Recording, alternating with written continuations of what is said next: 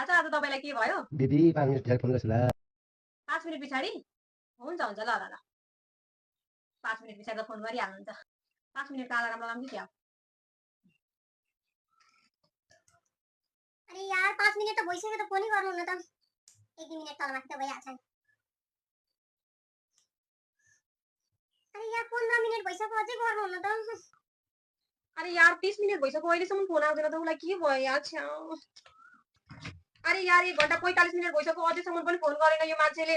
दिमाग खराब भइसक्यो मेरो। अब म आफै गर्छु। तपाईको 5 मिनेट अब 2 घन्टा भइसक्यो। बिजी हुनुहुन्छ भने मेसेज गर्न सक्नुहुन्न एकचोटी पनि तपाईँ। म यहाँ वेट गरेको परेछु। कस्तो खालको मान्छे यार। मैले फोन काटेपछि तुरुन्त फोन गर्नु पर्दैन?